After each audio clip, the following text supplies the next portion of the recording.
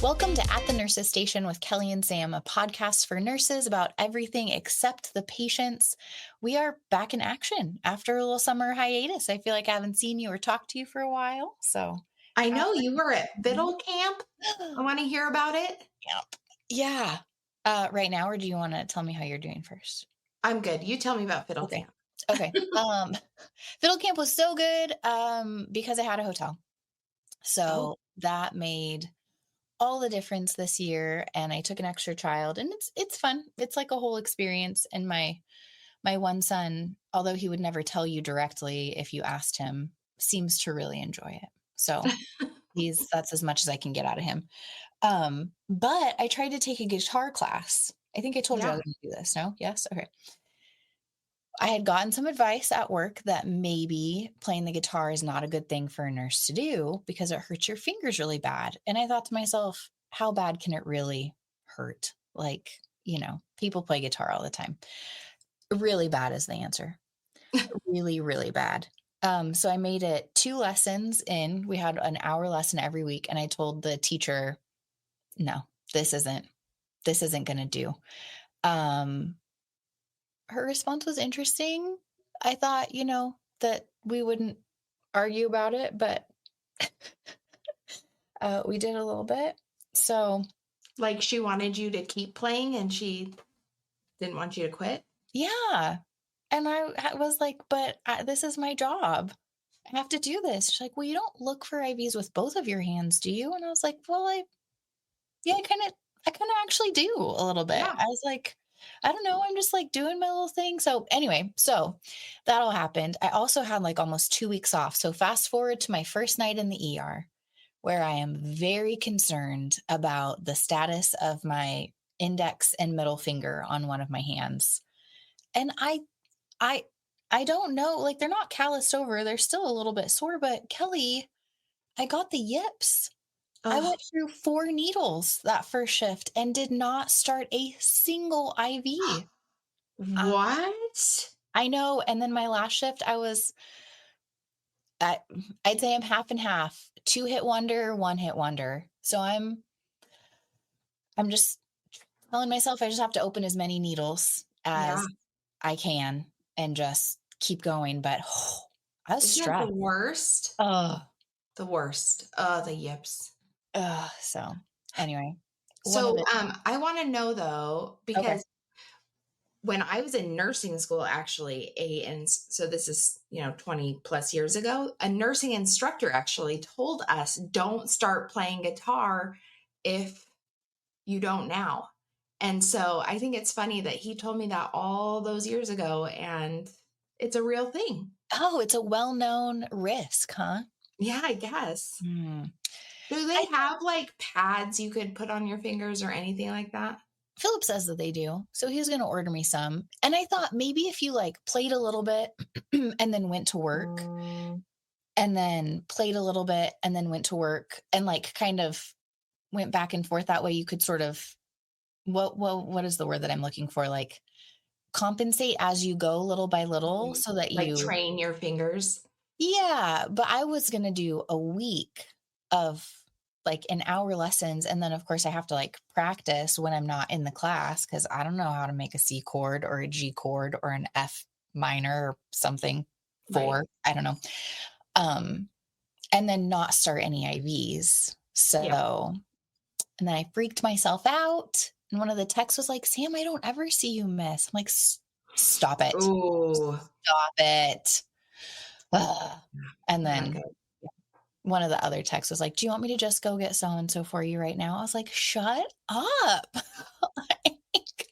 Leave me alone. I'm already stressed about it. I don't have a lot of like things that endear me to this place or that you people feel like you need me for. And this is one of the things I can bring to the table.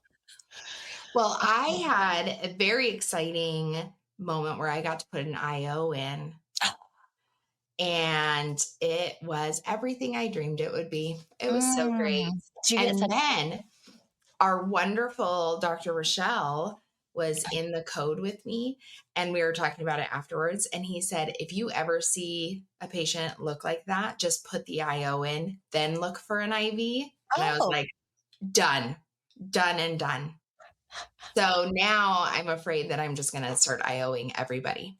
Okay, so the IO, even better endorphin high than the IV starting. It was so great. Mm, I've never I've never done one. I I'm know, pretty distal sure. femur. That's the new Yeah. preferred site. Well, as well it should be because that what tibula tibia crap. Yeah. Nobody can find this. This is Right. silly. No, that's exactly what happened. So our good friend who has put an IO in Yeah. before had the drill, and looked at her and I said, "You're letting me do that." And she made me promise that I would give her props on here, that she is the reason that I got to drill the IO, because she gave me the drill. But Kudos to her. but I was feeling for the tibia, like, the stupid little notch that they Yeah. teach you and all of that. And she just looked at me and she's like, "Distal femur." And I was like, "Oh yeah." And just and blood return, great. I heard Most you got 20 mils off of it. I know. And then we did get an email saying that we can't draw any labs off the IO anymore. And so, and I don't think that's what they teach you. Well, I don't When know where they expect you to get blood from.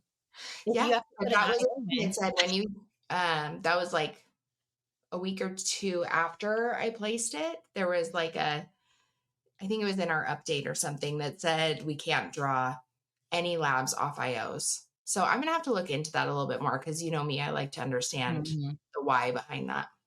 Can we circle back to the drill being handed to you? Because I did follow up with this nurse about it. Hmm. And her first IO happened, maybe it's been a year ago now, but Hmm. yours truly handed her the drill because it was in my hand and Oh, neither of us had done it. And I said, "You go, you do it. It's okay." So you have to hand it to me. okay. All Yeah. right. When the situation arises, I think that that's how this little circle has to go. It's the circle of life, the circle of IOs. The circle of IOs. Yeah. Yeah. Yeah. We used to do EJs where I grew up. Oh, Hmm. Yeah, technically the doctors did the EJs, but it wasn't yeah. um like a central line. It was just like a 20 or 18 gauge catheter that we would Yeah. grab and put it in there. And it's just so soft, right? It's just so soft. I think I could put it in. Oh yeah, for sure. It's not hard. It's just you know how like when you dig in the hand or dig in the AC, you're like, Mhm. what am I gonna run into? That's not that big. Yeah. But But in the neck. yeah, you have to stay shallow. For sure. Can I say one other thing about the word shallow? Like, Yeah. while we're on this topic, we have paramedic students that come through, and I was lamenting my AC baby skills and saying that I might, with the yips, I might use a light just to have some positive reinforcement for a while, which I am categorically against the vein finder. Yeah. And the paramedic student goes, "What? You don't start IVs in the AC?" I was like, "No, I don't really like them." Well, that's my bread and butter. I Well, said, yeah, because it's the easiest. "Oh, really? Even on like children?" So he's like, "Well, yeah, on kids." I was like, "Are you starting a lot of IVs on children?" "Well, where do you like to go?" I was like, "Well, I like the hand." And he tells me, he says, "Well, I just think the hand's too shallow. I like to go deeper." I like to go wherever the vein is, friend. It doesn't matter to me, Hmm. shallow or deep. I don't know that. It's just like, shh, shh, Yeah. you. No, the AC is for coding or for I need a line fast. CT. Yeah. CT. Yeah. CT. Yeah, yeah. Uh, Or if you get that like 16-year-old boy with ropes and you're just like, I just have to put an 18 in this oh, vein. which Whew. I did yesterday. Yeah. I But had a drunk girl come in and she was a little bit ridiculous. And she got an 18. I But just to be fair, she was so drunk that we could have lost an airway very quickly. So, well, I'm sure she needed some fluid, oh yeah. if not a banana bag, for Yeah. sure. Okay, well, on the topic of drunk patients, because they tend to skirt this line Mm, so well. good So segue, Sam. yeah. Psychland. Yeah. Psychland. We are fortunate enough to have a section, actually both EDs in our facility for the most part, have like a designated section. I don't think that that's true of, well, I know for a fact it's not true of a lot of facilities. I've worked in them. So we'll probably talk about the psych section, but please understand that we know that in a lot of places it's all mixed together. But we wanted to talk a little bit today about the effects that what psych looks like in the ER. So um, the effects that that has on our nursing and our staff, the strain that it puts on us as a department, and how what mechanisms we use to help cope with that as a team and personally. Because I mean, you've seen the tears and the fits that are thrown at the charge desk when people find out that they're assigned to the psych section. And some days I think it's whiny, but some days I think I mean, it is a symptom of a bigger problem, which is it's a lot of stress to put on us some Right. days. Yeah. Yeah. And we did not sign up to be psych nurses as ER nurses. We get minimal training in taking care of psych patients, I think. Yeah. And I feel like the community and like those outside of the ER don't really understand the amount of psychiatric patients that we see day to day, shift to shift. Mhm. Um, Mhm. and it's very sad. I think, it's a global problem. I think this is nationwide. This isn't just us. There are just not a lot of resources to take care of these patients. And so they end up in the ER. And then it falls to us to try and get them the resources that they need, which can take a long time and sometimes never. And it's hard because we are the emergency department. If maybe we can flesh that out, and then maybe we can talk about the wide range of what a quote psych patient is. Mhm. Um, when we say it takes a long time to get resources, it's because they fall into this weird category of, on one hand, we view it very seriously. Like, you say that you're going to kill yourself or you're having a psychiatric episode, so you get triaged as a level 2, and you have to get all of these immediate interventions done, which I understand. It's very serious and unpredictable. But I think if we take a step back, it's not life threatening in the same way that I'm what I'm trying not to say truly life threatening, because Like an I don't want to be actively glib. bleeding gunshot wound, Sure, or an which is MI, also a level 2. or a stroke alert, Yes. or like a Sepsis. DKA, sepsis, like all of these things where it's not to say that we don't understand the severity of these other things, but in a very real way, it is not going to kill you as fast as these other things would. So we have so many resources and skills and tools and train, like that is what we are here for, is to manage those medical emergencies. And when you're saying like, how do you very quickly manage a psychiatric emergency? Yeah. So we have a lot of new things in place at our facility.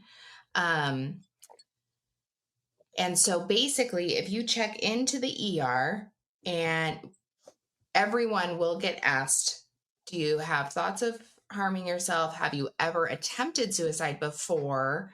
Or you have thoughts of harming anyone else? If you answer yes to any of those, even if you're there for a medical reason, you get marked a level 2.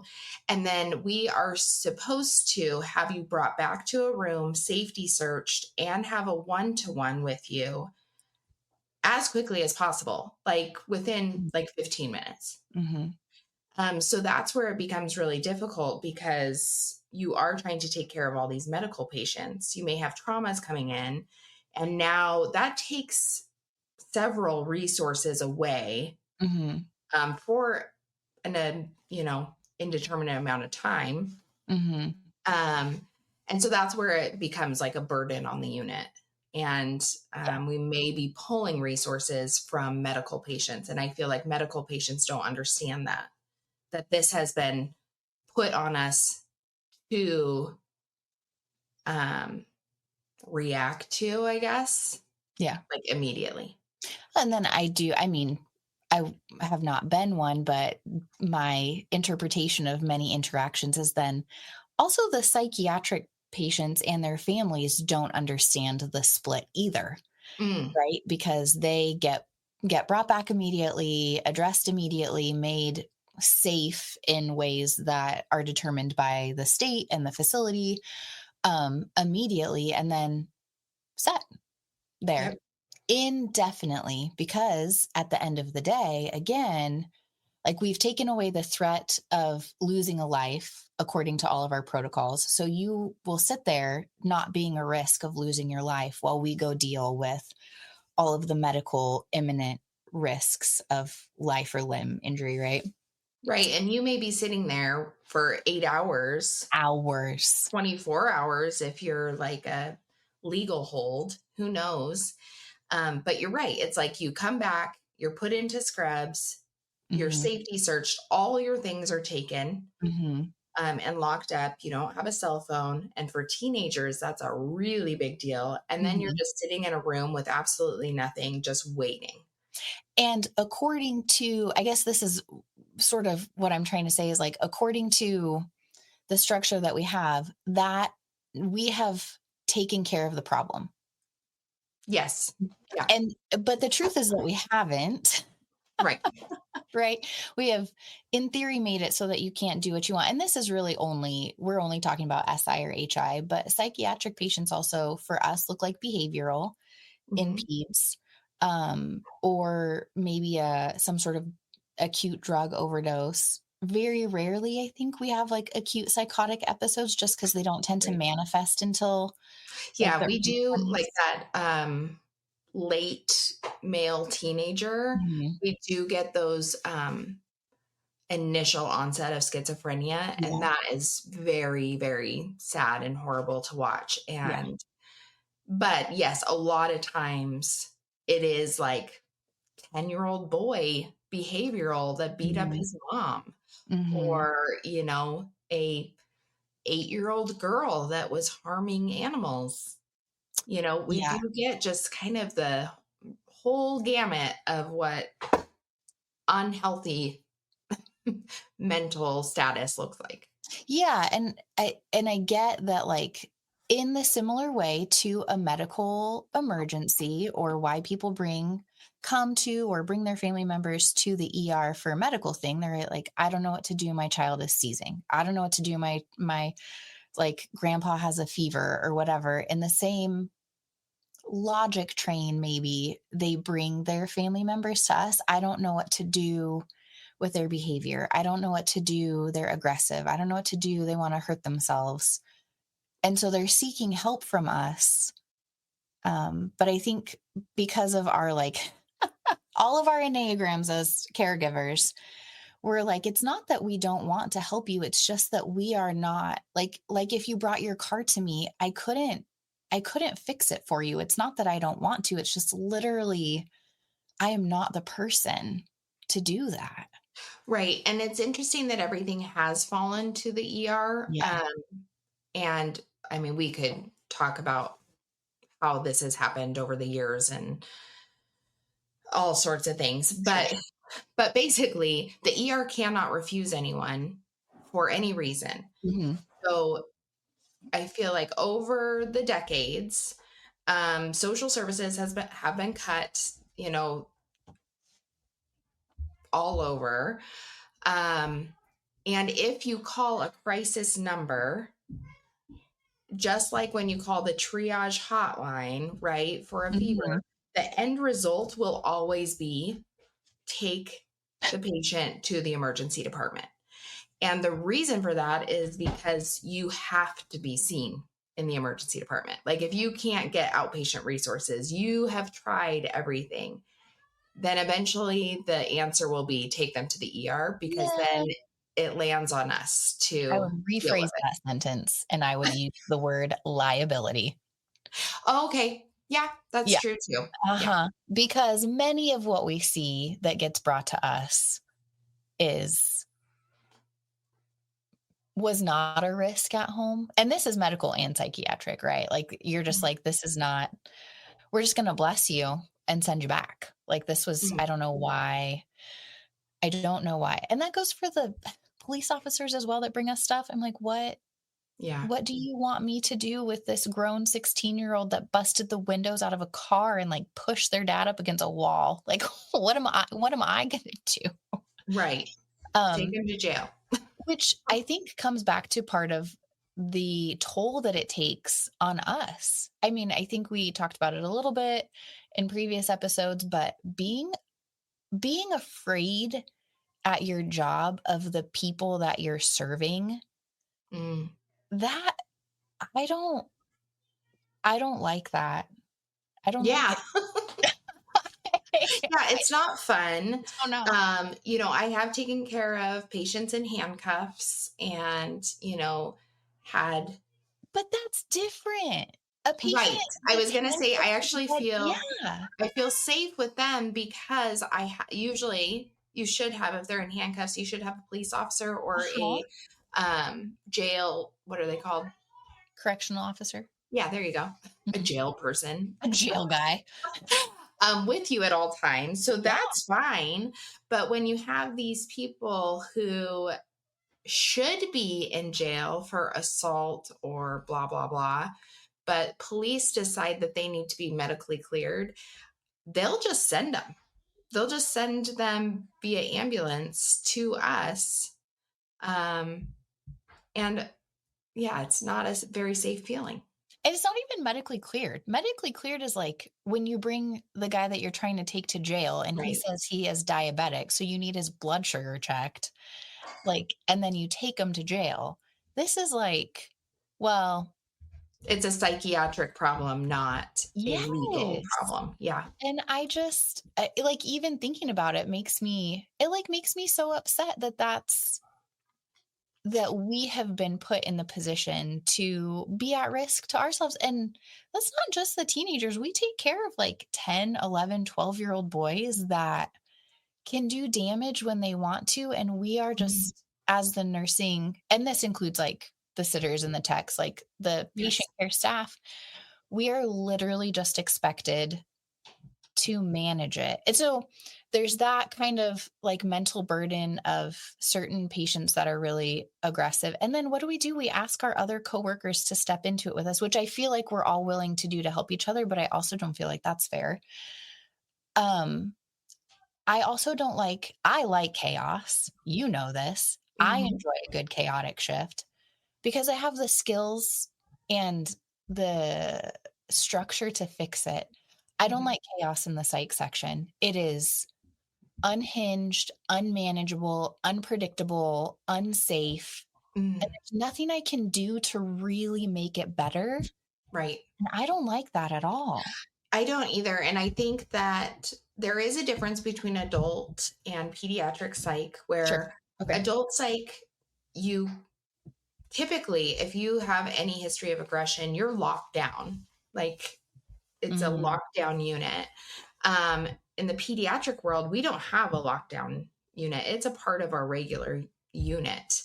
mm, And so when it is chaotic, you're also concerned with how it's affecting the entire unit. Like if you mhm, have someone screaming and you're putting them in 4 points and all this stuff, and then you have, this sweet mom with her 3 kids in there, 2 doors down, saying like, "What is happening?" Or it's scaring the children in the ER that are there for medical reasons because mhm. what are we doing to this child, right?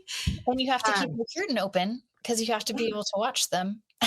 yeah, it's just such a problem, and um, I don't know that there's a good solution for it at this point without um, hospitals pouring money into the problem, and it seems like all they're doing is taking money away.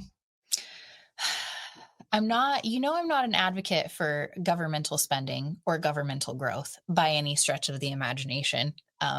And I'm opposite, so that's why this will be interesting. I'm like, just put all of our taxpayer monies into the mental health But problems. that think that it shouldn't be a burden on private industry hospitals. Mm, Clearly that has failed, and this is a issue that affects, even if you don't think that it affects you because you like maybe live in a certain town or certain parts of town where you don't see it on your streets, and maybe you don't frequent your ER enough, there will come a day where like this is something that will impact your life. And I mean, anyway, so I actually think that well managed and effective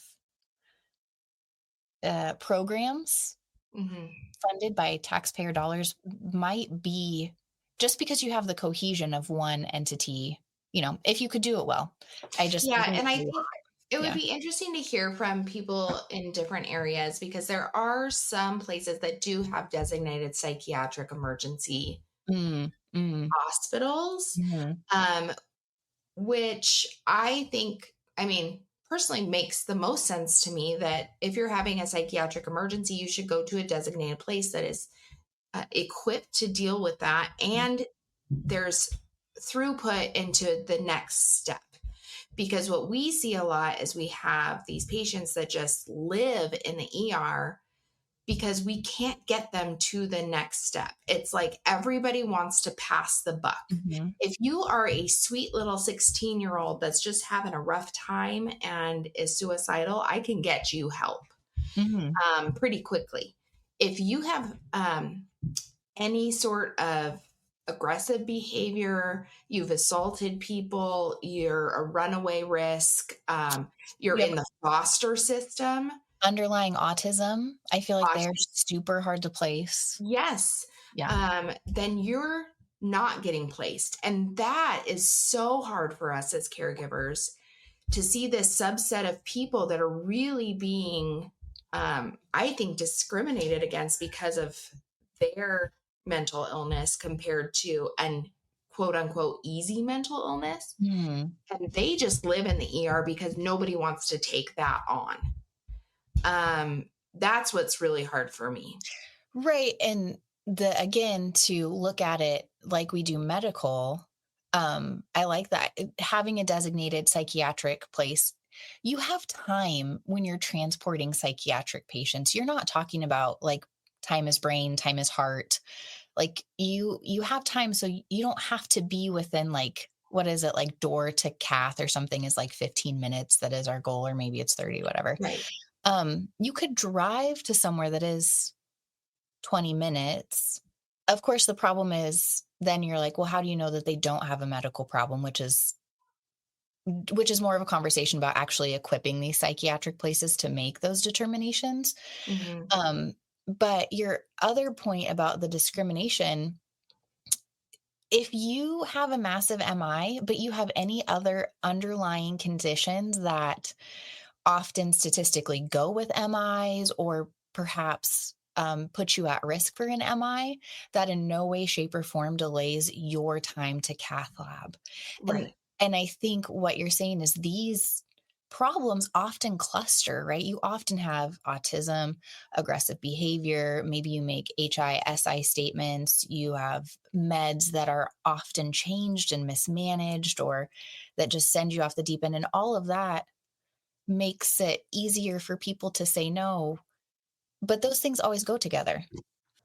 Okay, so complex patients, not a lot of resources. We are the quote, which we could talk about sometime, safe place for Hmm. these people, these poor humans, often to be for heaven knows how long, and they often deteriorate. Um, how do we How do we manage it? Long-term patients are always difficult, so there's that we have to contend with. How do you psychologically manage the section based on, I'm going to set it up really fast, um, the different type of nursing that you have to do, right? So you alluded that it's really not ER, it's not medical, it's not our area of expertise, so we're kind of working outside of what we're good at. Um, and I think something that bothers both of us in different ways, the incorrectness of the situation, not only for the healthcare workers, but also for the patients, that this is really not the best thing for them. And there's nothing that we can do to change that. Hmm. And then just the risk of harm to us trying to do our job. How do we get over some of those things? And what do you do to help manage those relationships? Yeah. Yeah. There's a lot there. When I am back in psych, which I will admit, I am not back there as much as many nurses because I do charge a lot. Um, but when I am back there, I try and not complain about it in my head. Don't do upsetty spaghetti. Like we all have to do it, Mhm. We all have right? to do it. So step one is you see your name, you're in psych. It's like, okay, it's my turn. And you just really have to do like a mental shift, right? Okay. Of this is my shift and it's fine. Yep. I will say when I was first in the ER, it was very overwhelming because I was like, I don't know what to do with these patients. Like, Hmm. and so I was probably a little more hands-on than I am now. Um, Okay. Okay. so, um, both of us being mothers, I think is also a difficult thing because we see behaviors that we want to correct. But Mhm. like you said, we're not going to correct these years and years of learned behavior Mhm. overnight in the emergency department. Yeah. Um, and so I have to kind of take a step back, let them be who they are, but put in, my boundaries. Mm. Um, and that goes with the parents too. Um, Mm. because as we know, families of psych patients oftentimes also are struggling, whether that means that they're at the end of their rope or they have their own psychiatric issues or they have, housing difficulties, things like that. So I think mentally, I know where my boundaries lie. I will not be physically or mentally abused while I'm back there. So I think that's hard for a lot of younger nurses to do, to like not Mm. let it bother them. And I think that's why they get so mad when they're back there. Mm.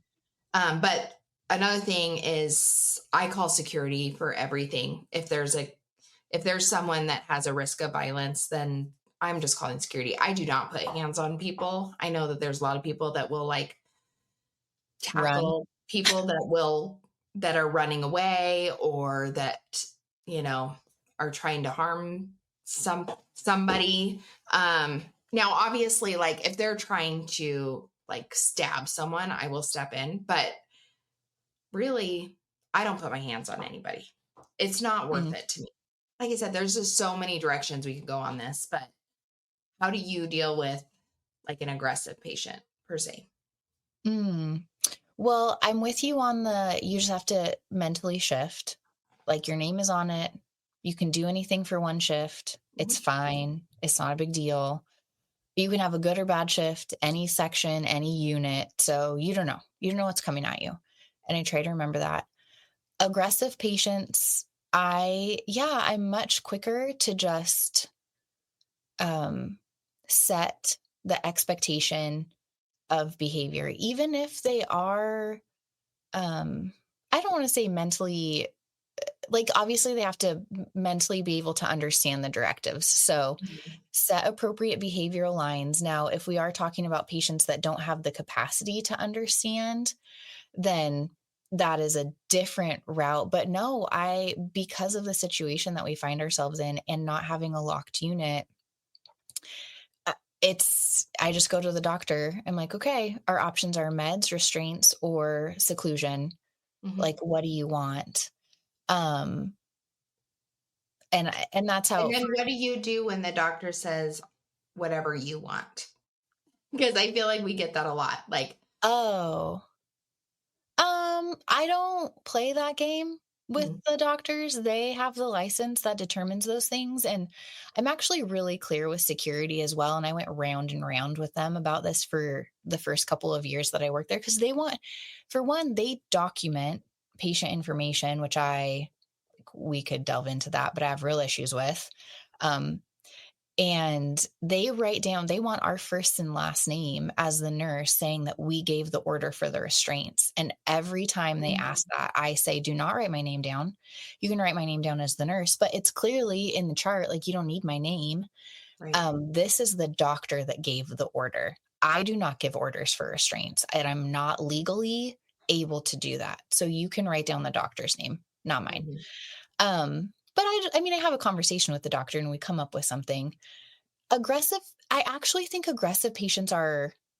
calm patients are easy to deal with. Aggressive patients are easy to deal with. Well patients are easy to deal with. Intubated patients are easy to deal with. Mm, It is the middle that you have to really, I think you're very good at boundaries. I think you're very good at connecting with people of the world I think you are good at seeing people mm, and being okay with being in the fray yeah.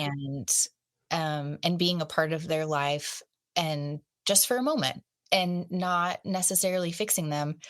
Maybe it's the one in me. I think that you see people's personalities in psych, like very in a way that you don't see them as far as the caregivers go. Cause you're talking about Yeah. like some of our younger sevens, our nurses that Mm, are, yeah. and they engage so much more than I do. And I struggle to connect emotionally. I struggle to engage with people emotionally often. And so psych, what do you see from me in psych? Just Black and white. like just a Yeah. machine back there because that's the only way some of those little boys, Hmm. I can't love on them in the way that I ordinarily would because it's not going to change their circumstance. And I've had to realize that Mm, working back there is like, I just need to be a safe place for you right now. You just need somebody to give you your meds and to not escalate you today and just keep you below like your red line. And that's all I'm going to do. If we can't manage that, we'll do what we have to do. But I don't want to be another person in their life to just give them quick attention and quick gratification of stuff. And I don't mhm. know, am I explaining that in a really heartless, Yeah, sick no, you way? are. And that is, I mean, that really gets into the deeper level of why it's so hard for Mhm. us to take care of these psych patients because we are going to do an episode on Enneagrams one of these days. But if you haven't My taken your favorite thing. Enneagram test, just do it so you can understand what we're talking about. But I'm a 2, I'm the caregiver, I am like the bleeding heart. And so unlike you, I look at these kids and I want to give them some love, even if it is for 8 hours Mhm. or 12 Mhm. hours. Like, I will go in there and play basketball with you, like with a little hoop that we make out of a urinal or bedpan, Yeah, you the know. bedpan, yeah. I will read you a story. I will, um, say goodnight to you.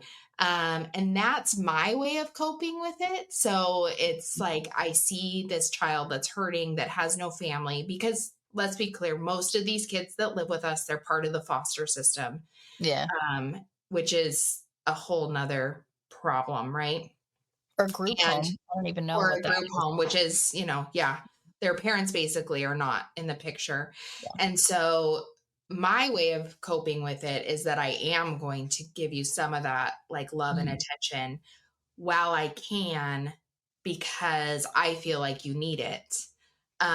But it is really hard to then go home and be like, it is just a patient. Like Mhm. you're not a part of my life. And those lines do become a little blurred sometimes with pediatric patients. Mhm. And Um, I learned that I just wanna say yes to you in as many ways as I can mm, as those I mean, like, I just wanna give you as much as I can in what you want today. I'm not a touchy-feely person, and sure. I like, when they're like, "Well, can I have a hug?" I'm like, "I don't I mean, I g I guess," like You're like, go find Kelly. yeah, I'm like, I physically know how to give you a hug, but it feels weird, and, like, I don't sometimes my husband wants a hug, and I don't wanna give him a hug, like, I don't like which also, I mean, brings up a larger point of nursing, and maybe we can sort of end here a little bit unless there's other things that you wanna touch on, um, that your nurse is a person too, Mm, and is a certain personality, and we are asked to give a lot, and sometimes I know these people, and they wanted to make a documentary about the lack of compassion in healthcare, and it took all of my goodwill to not have a conniption fit. And their Mm, point was that, like, not every single nurse sat down and held the patient's hand and talked to them. And I'm like, well, I feel like I'm a nice person, but that's just not like my best friend held my brother's hand at our mom's funeral because that's the kind of person she is. mhm. I was managing the situation because that's the kind of person I am. Yeah, that there is a lot of unrealistic expectations on Yeah. nurses that we are, which ugh, when they say that we're the superheroes or whatever. I mean, realistically, we're there doing our job and we have a life of our own and we have a lot going on in our own lives. Um, and then to expect us to come in and just put ourselves completely aside and be whatever you need at that moment, Yeah. it's a lot to ask. And we do that, I Yes. would say 90% of the time. Yes. But you know what? If you're a patient that in some way triggers me, I can't be what you need right now. Mm. And yeah, I don't think that people really realize that. And That it's not to I say, have my own yeah. stuff. You err, I think, on the side of giving more than I do, but that definitely doesn't mean that I don't do the things that you do and that you also never turn off. I Oh, think for sure. it just it and anyway, so then when you look at these psych patients that often just need, especially in pediatrics, that just need more of us, Mhm. sometimes it's difficult in those lines. And I think that's true on the adult psych patients too. You start Sure. looking at maybe bipolar patients or borderline patients, Mhm. and they can be really emotionally draining for the staff as well. So I think the key ways that we cope is you have to know yourself well. You know yourself Mhm. well. I know myself well, and relying on your team to manage it and knowing your job well. I mean, you're very good back there, but you don't do it the same way that I do. But I rely on my structure Right. a lot to keep it under control back there. Yeah. Um, yeah, and it's an ever-changing environment, Mhm. like and so you have to be ready to shut it down real quick. Mhm. Mhm. It's not all fun and games, right? It's like, yeah, we can get along and I can give you what I want, but the second that you cross that boundary, Mhm. it's shut down and that's for safety, for your safety, for my safety. Mhm. Um, yeah, so I think like advice for people that maybe don't thrive back there or hate it back there, Mhm. or are new to it is just Mhm. like you said, like you have to know where your boundaries lie, where your comfort lies, and you set the bar, not the patient. Mhm. And I mean, but the advice is the same on your medical section. Mm, Keep your stuff up to date. Like the thing with the psychs is that you can get a little bit behind because nothing is emergent. It's not constantly mhm, the moving until it is. right. And then you have total chaos, and I think that that is a disservice to our patients back there. Sure. When you sit down there, figure it out, do your assessments, get your vitals, give the meds that you can, get it planned out, and that way if you do have a new patient, some acute episodes, a couple of acute episodes, it can really be managed in a way that is deserving of those patients. And doesn't Even let it slip fully into chaos. yeah, and then no one can help you because nobody knows what's going on. Right. Yeah. So, okay, well, there's our little we this is a long overdue episode since I think our psych section has been okay, but there was a lot going on there for a while Yeah. that we wanted to decompress.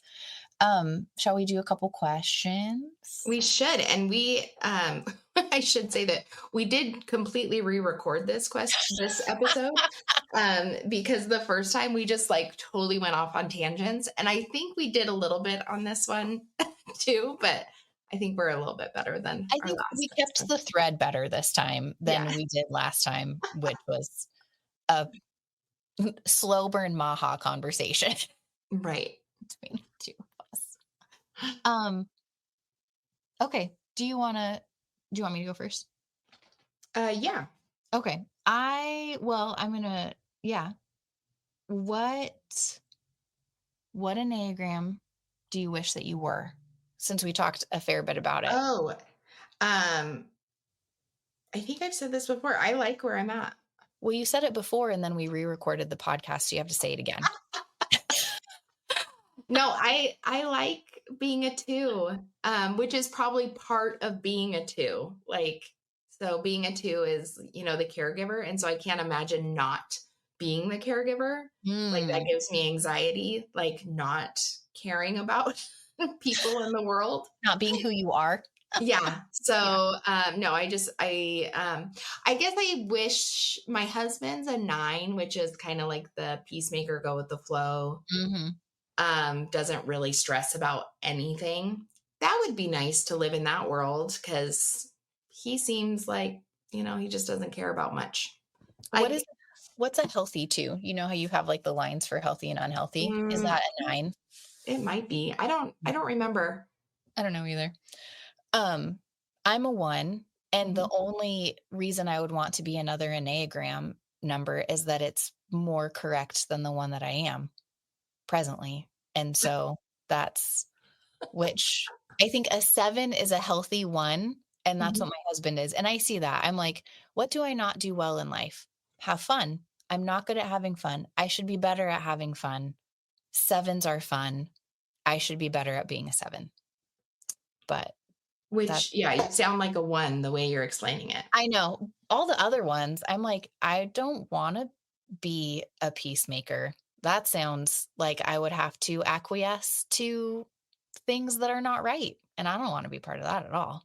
Yeah. I don't know anybody, like, down in the bottom corner. Maybe I know a couple 6s and a 5, but yeah. Yeah. Okay. Um, 1, do you believe in aliens? And 2, did they build the pyramids? Oh, that's right. I I don't think I believe in aliens, Kelly. Okay. So the Egyptians built the pyramids, I slaves did think it? so. I Okay. think so.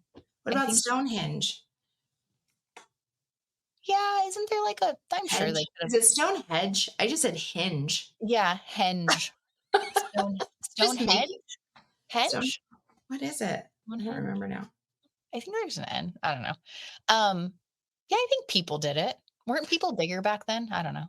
Yeah, there's just so many unexplained things, I guess. But I don't understand how we lose so much history. Like You when don't understand? I don't like when we uncover things, it's like, well, why wasn't this written down somewhere? Yeah, why didn't they, like, have a blog post about this or something? Right. I Okay, know. sure. Okay, would you rather be around people who follow all the rules or people who follow none of the rules? Mm, this one's hard for me I know, because I don't like 'cause you're a rule little bit of a followers. one. I don't You like have a all little the one. rules. I don't like all the rules. And so I think it Yeah. would drive me crazy if I was around people, but it'd be chaotic if we followed no rules. So, uh, but would it be fun to follow no rules? Yes. Hmm. I don't know. I think I want to be around people that follow all the rules and I follow none of them. And I'm the opposite. I would rather be around people that don't follow any of the rules and I follow all of them. I know because then you'd be right in your head I know. and And then I'd be fun. I could follow the not follow the rules that I don't want to because no one else is following them, so I'm not gonna get in trouble. Yeah. That's actually probably your life. No, I feel like I'm always getting in trouble for things constantly. Okay, you go. If you had a pet parrot, what would you teach it to say? While we were in, like I was just joking with this, talking to another homeschool mom about this. When we were in the, like, reading and writing stage, I probably said straight line listen, exactly this, straight line down, uh, 47 times a day. Okay, Uh-huh. I'm just gonna need you okay, let's start with a straight line down. For the love of God, draw a straight line down on your paper. So, That would have been that season of life so that they could just write their letters and I could move on.